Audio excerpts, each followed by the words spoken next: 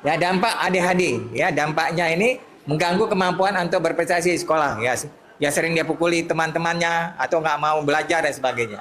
Mengganggu kemampuan untuk berkembang dan mempertahankan kehubungan sosial dengan lingkungan. Ya, karena sering mukul teman-temannya, dia nggak pergaulannya kurang. Risiko anak dikeluarkan dari sekolah atau menghadapi problem disiplin. Kemudian kalau udah dewasa akan penggunaan nafzah, ya bahan-bahan yang berbahaya, ya. Cara mengatasinya, ya, ini cara mengatasi ada ADHD. Dukungan di rumah, buat jadwal harian teratur, belajar, bermain, tidur. Jadi kita harus buat aturan yang harus jam belajar, jam bermain, jam tidur kita harus betul-betul strict, ya. Instruksi singkat dan jelas, satu perintah sekali waktu. Jadi instruksi harus begini, tapi jangan sering-sering, ya, sekali perintah saja. Hindari teguran berlebihan, lebih baik berikan pujian saat anak. Kurangnya distraksi, misalnya tempat belajar jauh dari TV atau gadget, ya. Jangan dia belajar ada TV-nya situ, ada anak yang lain main gadget, ya itu akan berpengaruh pada anaknya hiperaktif, ya. Pastikan tidur cukup dan gizi seimbang. Nah, gizi ini yang paling penting. Kita sekarang banyak anak-anak, ya, diberikan makanan-makanan olahan, ya, bakso, ya, kemudian nugget. Nah, itu nggak bagus karena banyak zat-zat pengawet. Sekarang di rumah sakit saya tugas di Zainal Abidin, banyak itu anak-anak umur 5 tahun udah cuci darah.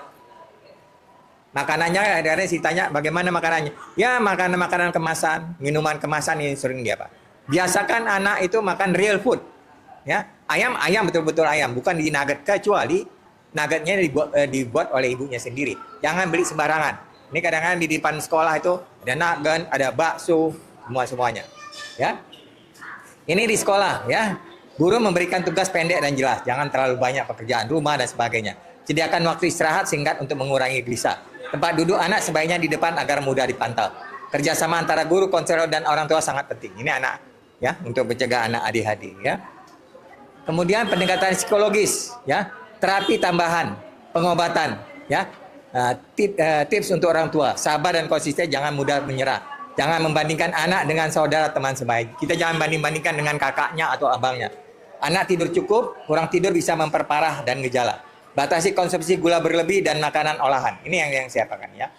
Ya, konsumsi gula, ya, jangan teh botol itu yang kemasan itu terlalu tinggi sekali gulanya. Ya, ini yang menyebabkan banyak anak-anak jadi cuci darah, kencing manis, banyak di rumah sakit Zainal Abidin. Umur 6 tahun udah sakit kencing manis, ya. Ya, kemudian libatkan anak dalam kegiatan positif, seni, musik, dan olahraga, ya.